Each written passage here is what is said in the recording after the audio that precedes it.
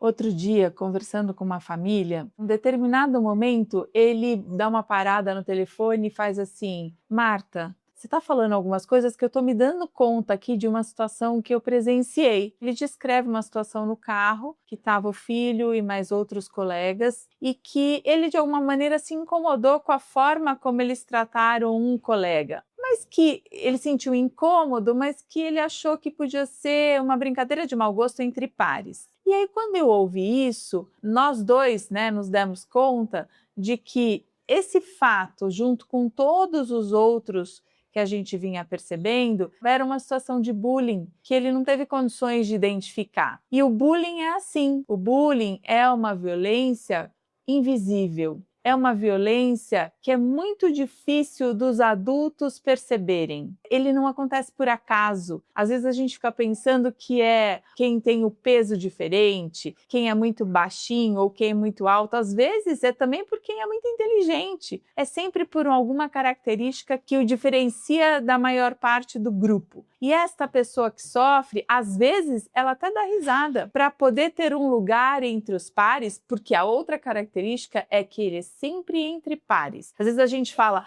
o pai fez bullying com o filho, essa relação não existe. Ele pode ter feito e cometido uma violência, mas a relação de bullying é sempre entre pares. A vítima é sempre alguém que não vai reagir. E eu acho que a gente precisa começar a prestar atenção sobre isso. Talvez a gente também precise conversar mais sobre o que é o bullying, como ele pode ser cuidado. E o bullying é uma violência tão silenciosa e tão comum, e não sou eu que estou dizendo que ela é comum, é só a gente olhar para as notícias de educação dos últimos tempos, que a gente precisa pensar muito sobre isso. Então, provavelmente na sua família tem ou um autor, ou uma vítima, ou um espectador. Então, quando a gente pensa no autor, por que esse autor se sente aumentado, e precisa diminuir alguém para poder se sentir mais valorizado? Falta empatia, falta civilidade, falta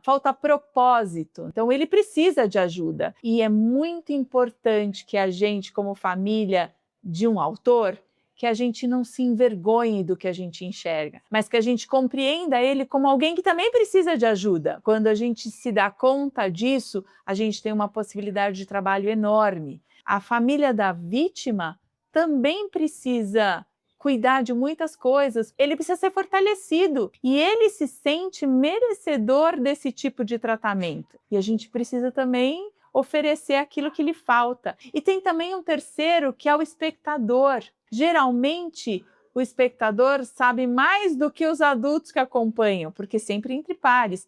E esses conseguem identificar, eles sentem que tem alguma coisa ali que não é adequada e que não é certa, mas ele não tem ferramenta para fazer alguma coisa em relação àquilo que ele testemunha. Então, para todos eles, a gente não pode se silenciar.